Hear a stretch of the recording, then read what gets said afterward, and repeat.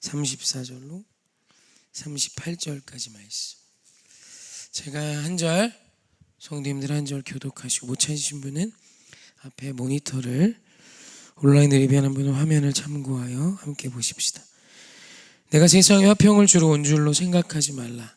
화평이 아니요 검을 주러 왔노라.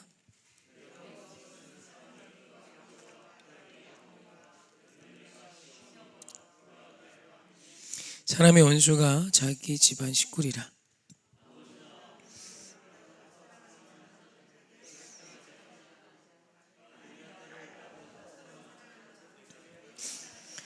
함께 합시다.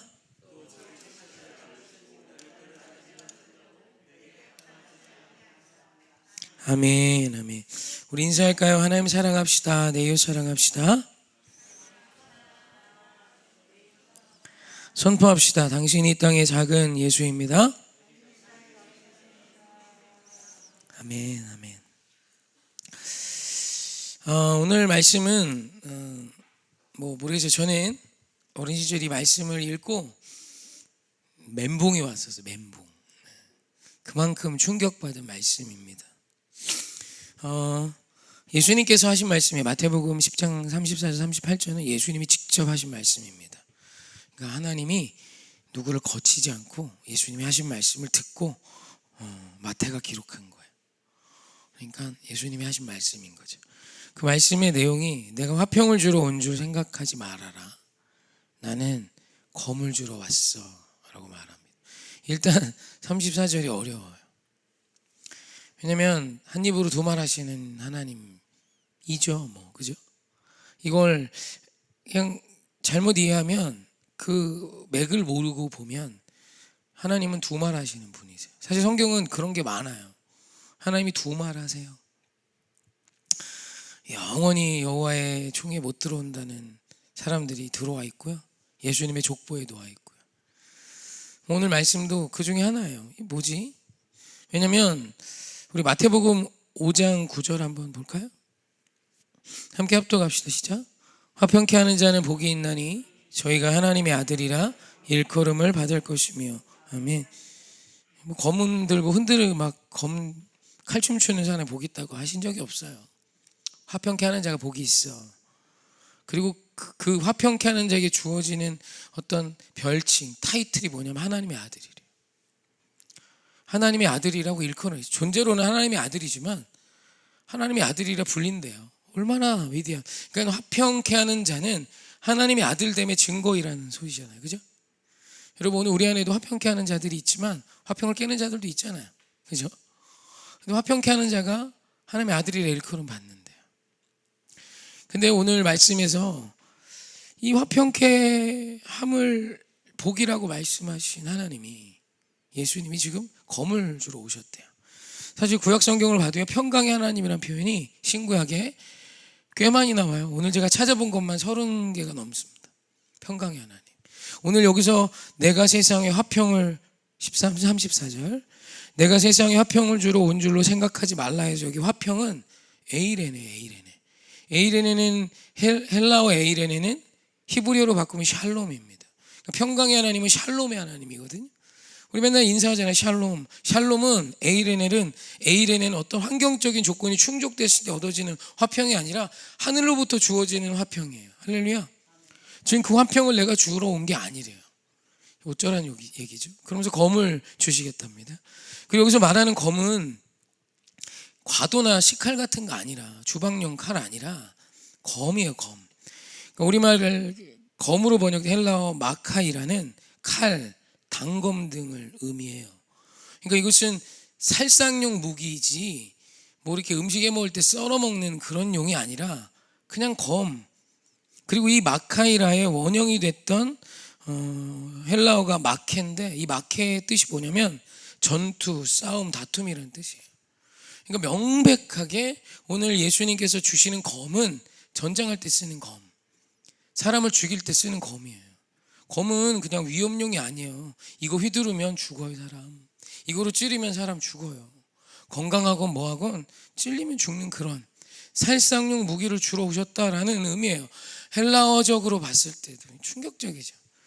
충격은 여기서 가시지 않고 계속 이어집니다. 35절 볼까요?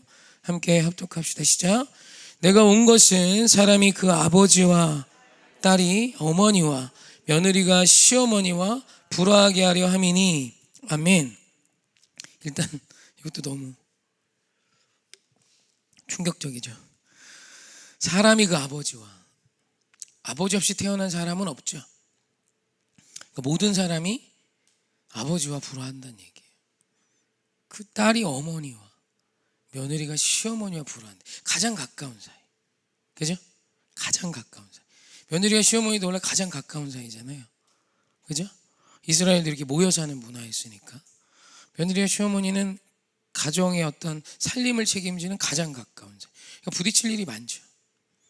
안 그래도 불화하는데 불화하게 하려 한대요. 그럼 잘하고 있는 건가요? 우리말 불화로 번역된 헬라어는요, 디카조인데, 이 디카조는 떨어뜨리다, 밑으로 떨어뜨리다가 아니라 거리를 떨어뜨리다는 뜻이에요. 분리하다, 가르다, 소외시키다, 심지어 이간질하다는 뜻을 가졌어요. 지금 이 표현은 지금 예수님이 하시는 말씀은 명확하게 싸움을 의미해요. 싸우라는 거예요. 갈등하라는 거예요. 다투라는 것입니다. 이것이 무엇을 의미하냐면, 사랑하는 성도님, 오늘 우리의 궁극적인 삶은 화평을 추구하고 화평을 이루어야 합니다. 아멘이시죠? 그런데 눈으로 보여지는 어떤 세상에서 주어지는 박스와 같이 조건이 충족될 때 보여지는 화평이 아니라 하늘로부터 부어지는 은혜의 화평이거든요. 이 화평케함이라고 생각하니까 그냥 두루두루 잘 지내는 걸 말씀하는 줄 알아요. 여러분, 하나님이 오늘 우리에게 주기 원하시는 화평은, 평안은 잘 지내서 찾아오는 게 아니라 진리 안에 바로 설 때 오는 거예요. 그러니까 오늘 나와 너가 완전히 다른 방향으로 사는데 부딪히는 게 귀찮아서 적당한 선을 지키며 어느 정도 서로를 배려하며 사는 어떤 그 모습으로 하나님이 말씀하시는 화평이 아니라는 소리예요. 오늘 예수를 믿는 진리의 사람들이 전혀 진리와 상관없는 사람들과 함께 살면서 잘 지내요. 오늘 지금 이걸 지적하는 거예요. 잘 지내면 안 된다는 거예요. 오늘 진리로 사는 네가 진리와 상관없는 저들과 왜 화평하지? 그런 화평은 없다는 얘기예요. 그러니까 예수님이 애들로 말씀하시는 게 아주 정확하게 찔러주시는 거예요. 왜 회색지대에 있지? 너는 빛이잖아. 근데 왜 어둠과도 잘 지내지? 너는 생명이잖아. 근데 왜 사망과도 잘 지내지? 그럴 수 없죠. 오늘 내가 백옥같이 이쁜 신부의 드레스를 입고 어떻게 똥 묻은 사람과 함께 잘 지내요? 씻겨야 될 거 아니에요. 진리로 선 자, 생명으로 선 자가 사망에 있는 자와 잘 지내는 건 못된 짓이에요. 냅두면 죽는데. 오늘 나는 진리 앞에 서서 생명을 얻고 하나님이 주신 은혜 속에 오늘 구원의 확신을 받았고 하나님이 주신 생명을 소유한 자가 돼서 오늘 예수님을 쫓는 삶을 살면서 오늘 그렇지 못한 자와 너무 잘 지내요. 그러면 이건 하나님이 지금 분노하시는 거예요. 그거는 그를 죽이는 일이란 얘기죠. 왜 냅두지? 왜 안 다투지? 난 너에게 검을 줄 거야.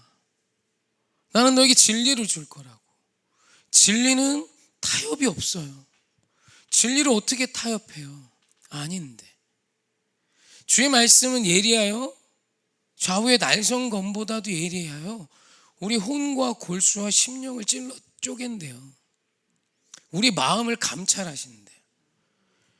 그만큼 예리한 그것 앞에 타협이 있을 수 없잖아요. 진리로 반드시 서라는 거예요. 가장 가까운 가족에게서부터. 그러면서 그 다음 말씀이 뭐냐면 36절 봅시다. 시작. 사람의 원수가 자기 집안 식구니라. 아시는 거예요. 하나님이 두루두루 잘 지내게 타협하며 지내는 걸. 적당히. 힘드니까 오늘이. 여러분, 영적 전쟁을 하십니까? 아니면 영적 타협 중이십니까? 예수님은 휴전하러 오신 분이 아니에요. 승리하러 오신 거예요. 승리했다는 얘기는 타협이 아니라 이기는 거예요. 이기라는 소리예요. 오늘 너 예수 믿고 휴전하는 거 아니야. 이 소리요. 난 너에게 명확한 진리를 줬는데 왜 너는 진리가 아닌 회색지대에 서 있지? 생명을 줬는데 왜 사망의 근처에서 얼쩡거리며 그 사망을 생명으로 이끌지 못하지라고 지금 반문하시는 거예요. 당장 가까운 너의 식구들이 너의 원수가 될 거야. 돼야 해라는 뜻이죠. 함께할 수 없는, 도저히 함께하기엔 힘든. 그러면서 그 다음 말씀이 뭐예요?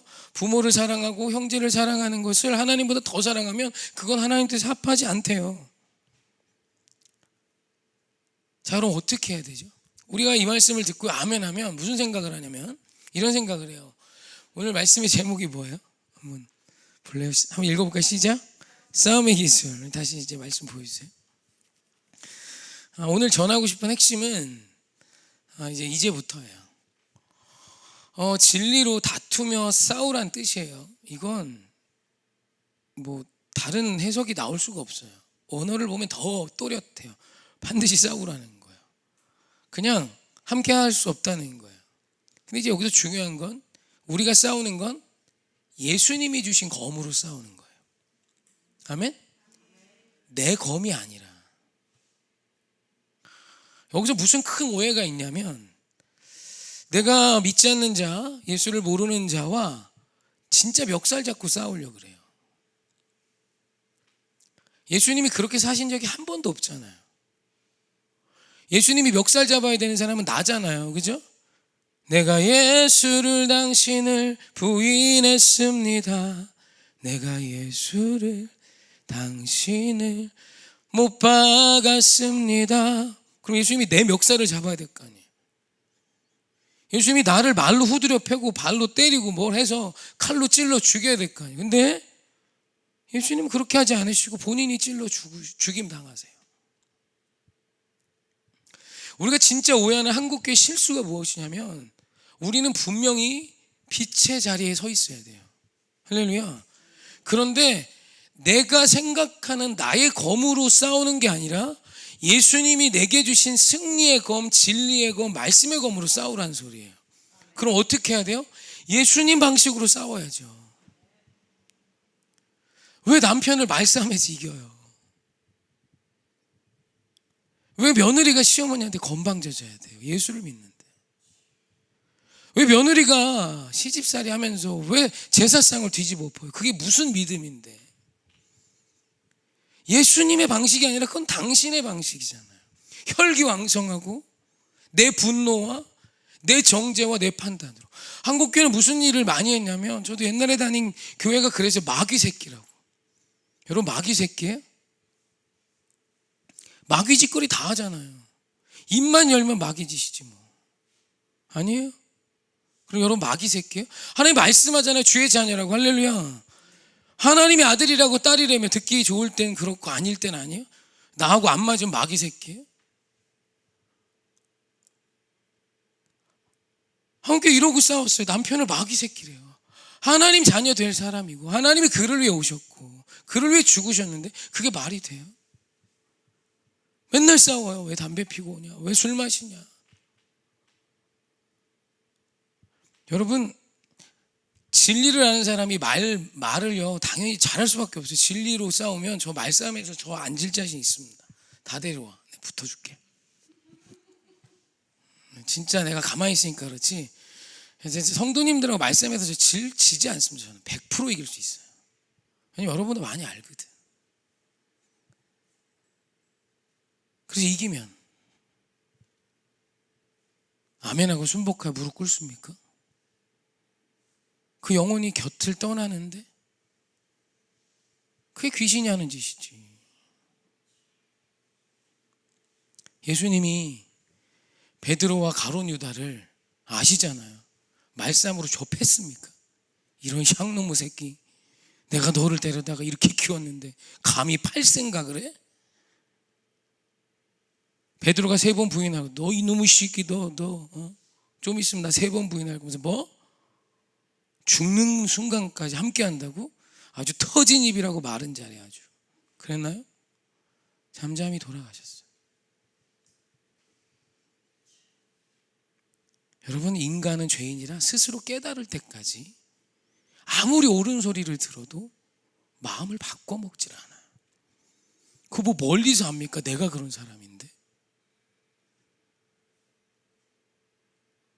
여러분, 싸움의 기술을 가져야죠. 예수님 지금 주기 원하시는 거 100% 승리하는 싸움의 법칙을 십자가로 싸우라는 거예요. 네 승질대로 싸우지 말고. 그 믿음 아니에요. 그건 나의 혈기야. 여러분, 예수를 믿지 않는 자를 왜 미워해요? 왜 멀쩡한 불상 모가지를 잘라갖고 막 들고 나오고 그래? 왜? 그거는 인격도 아니고 하나님이 우리에게 하신 적도 없어요. 여러분, 죄 잘 짓고 살죠? 왜 죄 짓고 사는데 하나님이 가만히 있죠? 하나님이 살아계시지 않아서가 아니라 당신의 인격을 존중하기 때문이에요. 당신의 지정의를 다해서 당신이 무엇을 선택하건 하나님은 존중해 주고 계시는 거지. 그게 왜 하나님이 방관하고 안 살아계시는 증거라고 착각하시죠? 여러분, 하나님이 여러분이 죄질 때마다 손모가지를 잘라버리면 누가 죄 짓겠어요? 근데 그게 사랑입니까? 공포입니까? 여러분, 그런 관계로는 진짜가 아무것도 있을 수 없는 거예요. 인격적인 것이 아니고서는 사랑이 시작될 수 없어요. 인격은 감정이 아니에요. 지정의 생각과 감정과 결단을 다하여 하나님을 쫓기로 추구하고 마음을 먹고 나아가는 게 인격적인 거예요.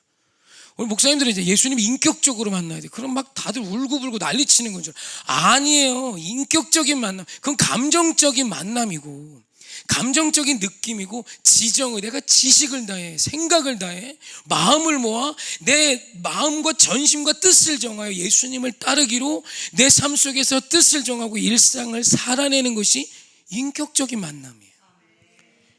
예수 만난 날을 뭐 이단에서 그러죠. 날짜가 언제인지 기억해야 되는데 그건 감정적인 하나님이고, 예수님 만나고 백날 울어봐요. 인격적으로 예수님을 사랑하는 자가 돼야지. 이건 완전한 무지에서 기인한 생각들인 거예요. 여러분, 주님이 오늘 우리에게 검을 주신 그 검은 좁히는 검이 아니에요. 그러면서 하나님 예수님이 노끈으로 채찍을 만드셔서 막 쫓아내지 않아요. 그건 아주 특별한 경우고, 우리 주님이 자신의 삶을 다 들여 보여주신 건 십자가라 이거예요. 인내하세요. 여러분, 그럼에도 불구하고 사랑하세요. 그럼에도 불구하고 정직하세요. 그럼에도 불구하고 정의의 편에 서세요. 그럼에도 불구하고 하나님이 주신 은혜로 인내하고 충성하세요. 그러면 여러분, 사람이요 같이 사는데 빛으로 계속 살면 어둠이 충격받아요. 쟤는 뭔가, 어떻게 사람이 저렇게 용서할 수 있지? 어떻게 계속 온유할 수 있지? 어떻게 계속 선할 수 있지? 어떻게 나 같은 놈을 용서해 줄 수 있지? 내 아내가 바람핀 날, 술 먹는 날, 담배 피는 날, 욕하는 날 내 아내가 또 용서를 하지. 여러분, 이건 내 힘으로 하는 게 아니에요. 내가 하나님께 용납받았기에 그 용납의 은혜 앞에 나도 예수님과 같이 싸우는 거예요. 그래서 여러분, 주님의 검을 휘둘면 휘두를수록 사랑이 회복되고요, 주님의 검을 휘두르면 관계가 회복되고요, 주님의 검을 휘두르면 놀라운 일들이 그래서 일어나는 거예요. 오늘 예수님이 지적하시는 건 그거. 오늘 왜 네가 네 사랑하는 네 식구들이 빛으로 살지 않는데 왜 적당히 타협하며 사냐? 그들 앞에 예수로 사는 분명한 삶과 고백을 선포해. 그로 인해 멀어질 것 같아도 그것이 너와 부모의 사이를 갈라놓는 것 같다 할지라도 진리의 검을 사용하라는 거예요. 그럼 하나님이 역사하시는 거예요. 오늘 저와 여러분에게 이 은혜가 시작됐으면 좋겠어요. 적당히 회색지대에 있지 마세요. 편한 거 저도 알아요. 두루 잘 지내면 얼마나 좋아. 이래도 허허 저래도 실실하면 뭐 그냥 두루 괜찮지만 예수님은 그러시지 않으셨어요. 절대로 정의와 진리 앞에 서셨지.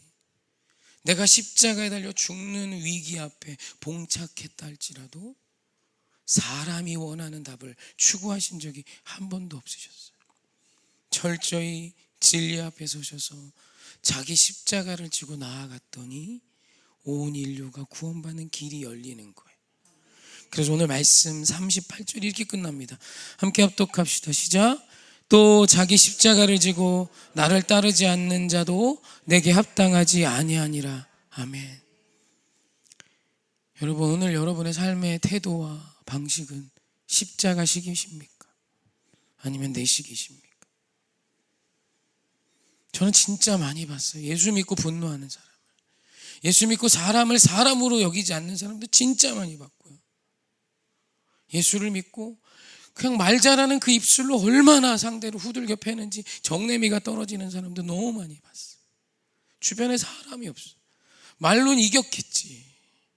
그건 승리가 아니라 패배예요. 내 속 시원하게 이겼겠지. 말빨로 진리를 아는데 어떻게 비진리가 진리를 탑재한 입술을 이기기가 쉽겠습니까? 거기다 이게 듣는 어휘들이 이렇게 맨날 설교 듣잖아요, 그죠? 이게 보통이 아니에요. 이게 이렇게 목사 통해 이렇게 듣는 설교들이 굉장히 또 어휘력도 많고 여러 가지 예화도 듣고 하다 보니까 이렇게 말들을 대부분 그리스도인들은 잘합니다. 뭐 우리가 수사학을 배운 적 없고 뭐 그런 걸 안 했어도 웬만하면 말들을 한단 말이죠. 세상보다 그리스도인이 말 훨씬 잘해요. 그래서 이기면 그 영혼을 얻습니까? 어떤 목사님이 자기 아버지를 전도하려고 아버지한테 기도를 하고 찾아갔대. 아버지, 저하고 교회 다녀. 근데 아버지가 그러더래요. 너 나가라, 난 필요 없다. 그래서 아들 목사님이 어릴 때죠. 아버지, 우린 다 죄인이에요. 그래서 예수님께 가야 해요. 그래서 아버지 이렇게 말씀해요. 내가 왜 죄인이냐? 내가 왜 죄인이냐? 내가 사람을 죽였냐? 도둑질을 했냐? 그랬더니 이제 그 얘기를 듣고 고등학생쯤 되셨겠죠. 이제 논리적으로 아버지가 죄인임을 증명해 드려야 될 거 아니야, 그죠? 그래가지고 2년 전에 술 드시고 저 막 패신 걸 기억을 못 하세요? 수시로 술 드시고 어머니를 저 패신 걸 기억을 못 하세요? 수시로 술 드시고 오셔서 수많은 욕설과 폭언을 쏟아내신 걸 기억을 못 하세요? 아버지하고 갈라섰대요. 아버지가 보지도 않더랍니다. 그렇게 구원이 된다면 얼마나 좋겠어요. 물론 하나님이 일하세요. 물론 우리가 용기 내어 그런 얘기도 할 필요가 있지만 나의 지혜로 되는 게 아니라는 거죠. 근데 그와 비슷한 목사님이 있잖아요. 아버지가 예수를 압니다. 교회 가는 거 용인하고 있었는데 아버지가 어느 날 오더니 내일은 교회 가지 마라. 금요일 날. 왜요? 추수해야 된다. 교회 가지 마라. 근데 목사님이 예수님 앞에 헌신했어. 난 생명을 다해 주일 예배를 지키기로. 뜻을 정했어요. 얼마나 귀해요, 그죠? 어떻게 해요? 그냥 무시하고 갈까? 아버지 말씀보다 하나님의 말씀, 하나님께 내 뜻을 세웠으니까 그냥 갈까? 하다가 다니엘이 생각이 나는 거예요. 다니엘이 자신을 관리하는 관원장에게 좀 봐라. 내가 지금 왕의 사내짐을 먹지 않고도 때깔이 좋으면 나 금식하게 해줘. 이거 왕의 사내짐이 안 먹게 해줘. 그런 생각이 들어서 기도했더니 그럼 교회 친구들한테 부탁해서 추수를 다 해버리자. 금요일 토요일 날 해서 토요일 날 하고 교회 친구들한테 이야기했더니 한 3명이 도와주기로 했대요. 크진 않았던 것 같아요. 4명이 낯들고 추수 다 해놓은 거예요. 토요일 날 새벽까지, 주일 날 새벽까지. 그리고 쪽잠 잤죠. 한 2-3시간. 4명이서 얼마나 멋져요. 그리고 아버지께 얘기, 아버지 추수 다 해놨으니 저 교회 갈게요. 그러자 아버지가 그랬대요. 가만히 생각하실 때 이게 네가 믿는 예수냐? 예, 제가 믿는 예수입니다. 그럼 그 예수 나도 믿자. 물론 이렇지 않은 경우가 더 많겠지만 분명한 것은 그 아버지는 그 아들의 충격적인 행동 앞에 예수 그리스도가 누구인지 무시할 수 없어요. 도대체 내 아들을 저렇게 멋지게 바꿔놓은 사람이 누구냐? 그 예수라는 사람이 도대체 누구길래 내 아들을, 나는 그냥 마음 한마디 했던 걸 생명을 다해 지키며 그 2가지를 다 지킬 수 있는 멋진 아들로 세웠나? 그런 고민을 하지 않겠습니까? 사랑하는 성도님, 오늘 우리 주님이 주신 검은 이런 거예요. 주의 지혜로 십자가의 방법으로 싸우라는 거예요. 십자가로 찌르면 회복돼요. 내 입술로 찌르면 생채기가 나서 다시는 나와 함께하기도 어려운 사람이고 내 곁에 영혼이 없지만 주의 십자가로 그를 상대하면 기적이 일어나는 거예요. 그래서 여러분, 오늘 여러분의 가정에서, 오늘 여러분의 일터에서 예수님이 우리에게 보여주셨던 예수님의 싸움의 기술을 배워가셨으면 좋겠어요. 그래서 이기세요. 반드시 이깁니다. 십자가가 반드시 이겨요. 십자가의 방식으로 사는 자가 반드시 이기고 승리하는 것을 믿으셔야 돼요. 그리고 우리 십자가의 방식으로 나아가십시다. 회적지대 있으신 분들 꽤 있죠. 적당히. 직장 가면 특히 그죠. 적당히. 친구들 가도 적당히. 고등학교 3년을 신앙생활했는데 내 주변이 내가 예수를 믿는 걸 몰라. 얼마나 철두철미하게 속였는지. 구분됨을 거절하는 거죠. 거룩이 뭐야, 나는 너희들과 똑같은 존재야, 교회만 다닐 뿐이지, 이런 걸 막 추구하고. 예수님의 방식은 전혀 없이 욕하면 같이 욕하고, 싸우면 같이 싸우고. 여러분, 세상의 법칙이 여러분 앞에 오면 막혀야 돼요. 세상식으로 사는 것이 여러분 앞에 오면 멈춰줘야 돼요. 거짓말 한번 하기 시작해요. 다 거짓말하기 시작해요. 다 같이 거짓말하기 시작합니다. 쟤도 하고 얘도 하고 하면 다 같이 하는 거예요. 아니에요? 그래요. 근데 거기서 멈출 수 있는 사람이 필요한 거죠. 여러분, 오늘 우리가 머무는 자리가 아름다울 수 있는 건 예수 그리스도식으로 살 때입니다. 저는 이 말씀을 오해하지 않으셨으면 좋겠어요. 온전히 좀 가르쳐드리고 싶었었어요. 마귀 새끼 없어요. 다 하나님 자녀로 우리를 부르고 계시는 거예요. 남편이 그렇게 보일 때가 있고요, 때론 아내가 그렇게 보일 때가 있고, 심지어 교회 안에 어떤 권사님이, 집사님이, 장로님이, 성도님이 마귀 새끼처럼 보일 때가 있어요. 아니에요. 그 마음에 지지 마세요. 십자가로 승리하세요.